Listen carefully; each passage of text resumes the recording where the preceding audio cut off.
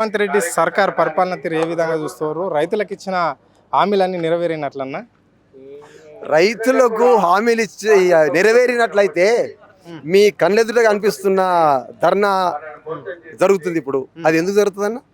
ఇప్పుడు హరీష్ రావు మాట్లాడుకుంటా ఆయన గారు ఏమన్నారంటే రైతు రుణమాఫీ కాలేదు, ఎంతమందో చేతులు లేపడంటే బాధ్యత 95% చేతులు లేపారు. అదొకటి దాని నిదర్శనం. అంటే 85% రైతులకు ఈ రాష్ట్రంలో రుణమాఫీ జరిగింది అని చెప్పేసి ముఖ్యమంత్రి చెప్పడం జరిగింది కదా. ఓకే ఓకే 80% జరిగింది, 90% జరిగింది అని ముఖ్యమంత్రి గారు చెప్తారు.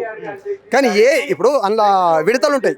ఇది 20,000, 50,000, 60,000, 70,000 ఇట్లా అందులో 20,000 ఫస్ట్ అయింది, తర్వాత 30,000 ఈ రెండు విడతలు చేసి ఆయన ఏం చేస్తున్నారంటే రాష్ట్రం మొత్తం రుణమాఫీ అయింది. ఎక్కడైంది రాష్ట్రం మొత్తం రుణమాఫీ? రాష్ట్రం మొత్తం రుణమాఫీ ఎక్కడైంది?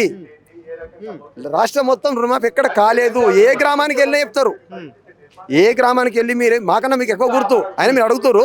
మేము చెప్తున్నాం మాకన్నా మీకు జర్నలిస్ట్కి ఎక్కువ గుర్తుంటుంది రుణమాఫీ అయిందా కాలేదనేది. ఇది ఫేక్ ప్రభుత్వం, ఫార్స్ ప్రభుత్వం అన్న. దీంతో కాని పని రేవంత్ రెడ్డి గారితో కాని పని. ఆయన ఒకటే ఏదైతుంది, ఢిల్లీకి రావడం, ఢిల్లీకి పోవడం. ఢిల్లీకి పోవాలి, హైదరాబాద్ పోవాలి, ఢిల్లీకి పోవాలి, హైదరాబాద్. అదొకటి మాత్రం అవుతుంది. అభివృద్ధి శూన్యం. రైతు భరోసా ముచ్చట ఏంటి? రైతు భరోసా ఎక్కడండి? ఇంకా రైతు భరోసా మొన్న దేశం రైతులంతా పండుగ చేసుకోవాలి. అవిగో అన్న ఆయన అది మొత్తం ఫార్సు. ఆయన ముఖ్యమంత్రి రాకముందు ఆయన ఒక గ్యాంగ్ మెయింటైన్ చేస్తుండే. ఆయన ఏడికి పోయినా సీఎం సీఎం సీఎం సీఎం ఇది ఒకటి ఉంటుండే. రేవంత్ రెడ్డి సీఎం అట్లా వాళ్ళ కార్యకర్తలు విడిచిపెట్టిండు. వాళ్ళ కార్యకర్తలు మీ మీడియా ముంగడికి వచ్చి ఏం చెప్తారంటే రైతు భరోసా అయిపోయింది, అంతా అయిపోయింది, పాలాభిషేకాలు చేస్తారు. కానీ గ్రామాలలో నిజమైన రైతులు పాలాభిషేకాలు చేస్తారా, కన్నీళ్లు కాలుస్తున్నది ఒకసారి మీరు గ్రామాలకు పోయి మీరు అడిగితే అది బయటపడుతుంది. అంటే రైతాంగానికి ఏదైతే మేము హామీలు ఇచ్చినామో అవన్నీ నెరవేర్చుకుంటూ వస్తున్నాము, రైతులంతా సుఖ సంతోషాలతోనే ఉన్నారు అంటున్నారు. నిజంగానే మరి మీకు ఇక్కడ మీరు మందు బ్యాగులకు వస్తే ఈరియో బస్తాలు కావచ్చు, లేకుంటే ఫిక్స్ మందులు కొట్టే పిచికారి కావచ్చు, ఇవన్నీ రకరకాల మీకు అన్ని అనుకూలంగా ఉన్నాయా ఈ రాష్ట్రంలో? అనుకూలం లేవన్నా. అంతకుముందు కాంగ్రెస్ ప్రభుత్వం 10 సంవత్సరాలు, తెలంగాణ రాకముందు 10 సంవత్సరాలు, అంతకుముందు ఎన్టీ రామారావు ఉన్నప్పుడు, చంద్రబాబు నాయుడు ఉన్నప్పుడు, రాజశేఖర రెడ్డి ఉన్నప్పుడు, కిరణ్ కుమార్ రెడ్డి ఉన్నప్పుడు, రోషయ్య గారు ఉన్నప్పుడు చెప్పులు లైన్లో పెట్టి యూరియాలు తీసుకుంటారు. కేసీఆర్ వచ్చి అది మీడియా కూడా మీకు కూడా గుర్తు. కేసీఆర్ వచ్చిన తర్వాతనే యూరియా అనేది ఫ్రీ దొరికింది. మళ్ళీ ఎప్పుడైతే కేసీఆర్ గవర్నమెంట్ పడిపోయిందో మళ్ళీ ఇప్పుడు యూరియా డీలర్ దగ్గర దొరకపోతే రేషన్ ఆడికి దొరకపోతే చెప్పులు ఆధార్ కార్డులు అవన్నీ లైన్లో పెట్టుకొని, పట్టా పాస్బుక్ లైన్లో పెట్టుకొని వాళ్ళు యూరియా తీసుకునే పరిస్థితి ఏర్పడ్డది. పోలీసు పహారాల ఇలా యూరియా అమ్ముతారు.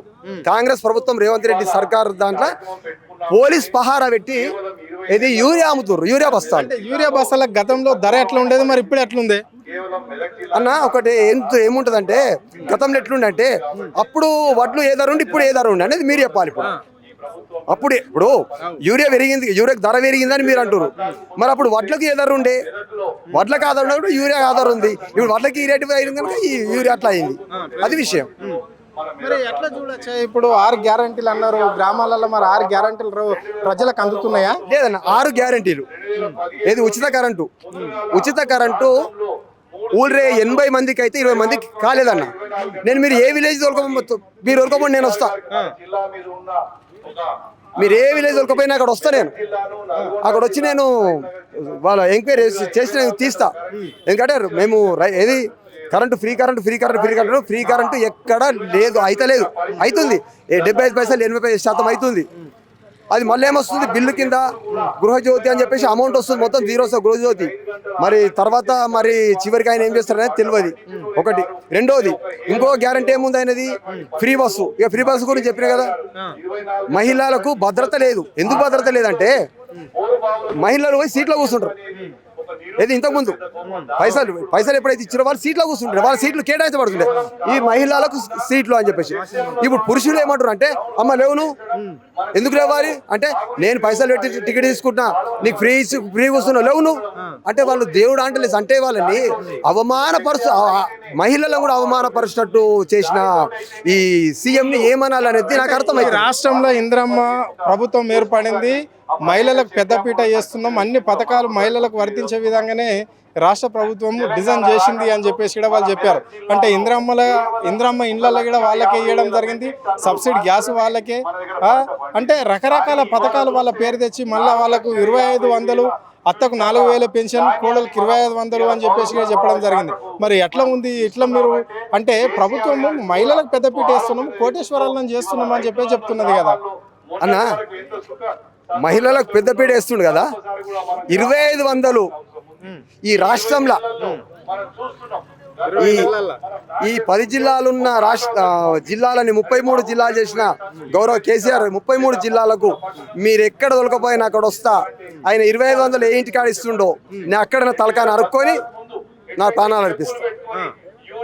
అంటే అంత దోపిడీ, అంత దొంగ మాటలు రేవంత్ రెడ్డి గారి, దోపిడీ దొంగ మాటలు రేవంత్ రెడ్డి గారి. ఎందుకంటే నేను ఆయనని చెడుదా అనుకోలేదు, ఎందుకంటే నాకు ఏజ్లో పెద్ద ఆయన కాబట్టి గౌరవంతో మాట్లాడుతున్నా. తప్పు చేసినా గౌరవంగా మాట్లాడుతున్నా. ఆయన ఫార్స్ అన్న, ఫార్స్ ఫేక్ మాటలు. రేవంత్ రెడ్డి వాళ్ళ పార్టీ కూడా చెడిపోయింది. ఇంకోటి కోమటిరెడ్డి రాజగోపాల్, కోమటిరెడ్డి వెంకటరెడ్డి ఉంది కదా, వాళ్ళు ఏం మాట్లాడుతారు, మొత్తం రుణమాఫీ కాలేదని వాళ్ళే చెప్తారు.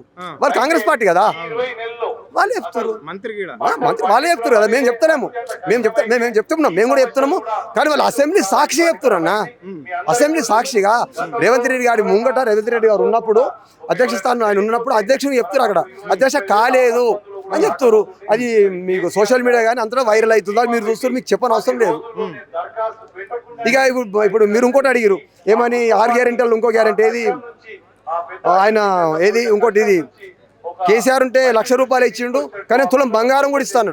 ఏదన్నా తులం ఎవరికి ఇచ్చారు? కళ్యాణ లక్ష్మి ఏదన్నా మరి షాదీ మొర కళ్యాణ లక్ష్మి ఎవరికి తులం బంగారం ఇచ్చిన రాష్ట్రంలో? ఒక్క పేరు తులం కాదన్నా, గురిగింజత్తు బంగారం కూడా ఇయ్యలేదు. ఆ కళ్యాణ లక్ష్మి కూడా లేట్ అవుతుంది, తొందరగా వస్తున్నావు. అప్పుడు టకా టకా టకా టకా వస్తుండే.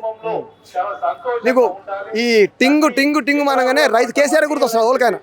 ఇది అకౌంట్ డబ్బు టింగు టింగ్ అనగానే ఒకటి అర్థమైపోయింది. అంటే టింగు టింగ్ అని వాళ్ళు అంటారు అంటే కేసీఆర్ అమౌంట్ పడుతుందిరా భయ అనేది రైతులు అంతా ధీమాగా ఉంటుంది. ఇక టింగు టింగు లేదు, ఏది లేదన్న. అంటే నేను నా వర్షాలు నేను చెప్తుంటా, మీరు ఎంతో మంది అడుగుతుంటారు. వాళ్ళు కూడా రేపు బయటపడుతుంది. ఇంకోటి వాళ్ళ ప్రభుత్వం ఎప్పుడు కూలిపోయేది కూడా, అంటే కూలిపోతుంటే వాళ్ళ దాంట్లో వాళ్ళ మార్పులు జరిగే అవకాశాలు కూడా మెండు ఉన్నాయి, మెండు కనిపిస్తున్నాయి. నేనే ముఖ్యమంత్రిని, ఇక్కడ ఇంకో 10 ఏళ్ళు పాలించే అవకాశం ప్రజలు మాకే ఇచ్చిర్రు, కేసీఆర్ని గుండెలో రాసి పెట్టుకో అని చెప్పేసి కూడా ముఖ్యమంత్రి అంటుండు కదా. రైట్, మీరు అన్నది నేను చెప్తా. 420 హామీలు ఎట్లున్నాయో అందులో ఇదో హామీ, ఇదో గ్యారంటీ. 6 గ్యారంటీలు ఇదో గ్యారంటీ, అంతే. ఫేకే, ఫార్స్, ఫేక్, డూప్, అంతే. మరి స్థానిక సంస్థలలో ఎట్లుండబోతుంది? ఇప్పుడు వస్తున్నాయి కదా గ్రామ పంచాయతీ స్థానిక సంస్థల ఎన్నికల గతంలో కేసీఆర్ 2001 తెలంగాణ రాష్ట్రపతి ప్రారంభించగానే స్థానిక ఎన్నికలు వచ్చినాయి. సేమ్ ఇప్పుడు ఈ క్షణం ఈ రోజు మనం ఇప్పుడు మాట్లాడుతున్నాం. ఇంకా అరగంట తర్వాత నోటిఫికేషన్ పడ్డా కానీ అఖండమైన మేరటితో గెలిచేది బీఆర్ఎస్ పార్టీ, భారత రాష్ట్ర సమితి, కేసీఆర్ బీఆర్ఎస్ పార్టీ. అంటే ముఖ్యమంత్రి కాంగ్రెస్ ముఖ్యమంత్రి ఉంటాడు, మళ్ళీ ఎమ్మెల్యేలు కూడా ఇక్కడ మెదక్ సంబంధించిన ఎమ్మెల్యే కూడా ఇక్కడ కాంగ్రెస్ ఎమ్మెల్యేనే. ఓకే అన్న, మెదక్ సంబంధించిన కాంగ్రెస్ ఎమ్మెల్యేనే. వాళ్ళు కాంగ్రెస్ వాళ్ళే, వాళ్ళకు తెలియక బీఆర్ఎస్లకి వాళ్ళకి ఏరు ఆయన గెలిపించారు. వాళ్ళు మళ్ళీ బాధపడి వాళ్ళకి అనవసరంగా పోయినాం. మేము దేవుని గుళ్ళకి దయ్యాల గుహలో పోయినాము, బూతువాట పాడవగాడు బంగ్లాలకు పోయినాము అని చెప్పేసి వెళ్ళేసి వచ్చి మళ్ళీ అట్లా చేరు పార్టీలో పనిచేస్తారు. మళ్ళీ మా పార్టీలో వచ్చి ఎందుకు చెంపలు వేసుకోరు వాళ్ళు. అడిగి పోయినా తగిన శాస్త్రి జరిగింది, ఏదో చేస్తాడని మేము మెదక్ ఎమ్మెల్యే రోహిత్ రెడ్డి గారిని మేము గెలిపిస్తే ఆయన ఏం చేస్తలేడు, ఆయన ఒంటెద్దు పోకుండా పోతుండు. మేము అంటే మంచి అన్నకి చేస్తే బాగుంటుంది, ఇది చేస్తే బాగుంటుంది అని చెప్తానికి మేము పోయాలో చేరినాము. ఆయన ఎక్కడ కూడా మా పాట పట్టించుకుంటలేడు కాబట్టి అన్న వాళ్ళే లేచి వచ్చారు. ముఖ్యమంత్రి ఎందుకు బీఆర్ఎస్ నాయకుల పైన ఇంత ఇరుచుకోపడతాడు, ఇంత టెంప్ట్గా మాట్లాడతాడు? ప్రతిసారి మాట్లాడినప్పుడు కేసీఆర్ కుటుంబాన్ని ఎందుకు టార్గెట్ చేసి మాట్లాడుతుంటాడు అన్న? రాజకీయాలల్లా కామన్, ఆయన ప్రేమించి పెళ్లి చేసుకున్నప్పుడు, రేవంత్ రెడ్డి గారు కాంగ్రెస్ ఉన్నప్పుడు ప్రేమించి పెళ్లి చేసుకున్నప్పుడు మా పార్టీలో ఉండే ఆయన, మా పార్టీలో కూడా వచ్చిండు.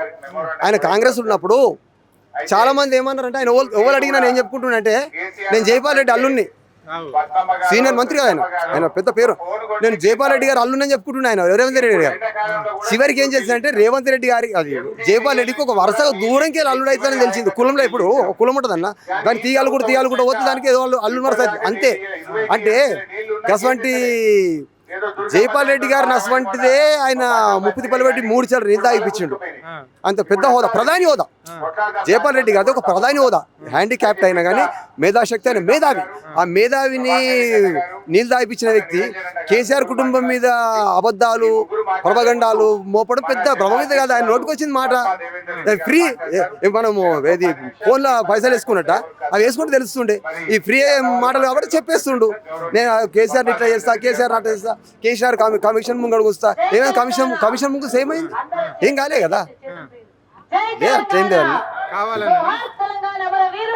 ఇవన్నీ రేవంత్ రెడ్డి కావాలనే ఒక కక్షపూరితమైన రాజకీయ, ఆయన పబ్బం గడుపుకోవడానికి, ఆయన ఆస్తులు కాపాడుకోవడానికి, ఆయన అనుచరుల ఆస్తులు కాపాడడానికి, ఆయన జైలుకు వెళ్లకుండా ఉండడానికి ముందస్తు జాగ్రత్త. ఇప్పుడు తప్పు చేసిన వాడు లేక తప్పు చేయబోయేవాడు ముందస్తు యాంటీసెప్టిక్ బెయిల్ అంటాం కదా, అట్లా ఏది తెచ్చుకుంటే దాన్ని ఈయన ముఖ్యమంత్రి పదవిని అడ్డు పెట్టుకోవడానికి ఇవన్నీ మాట్లాడుతుంది.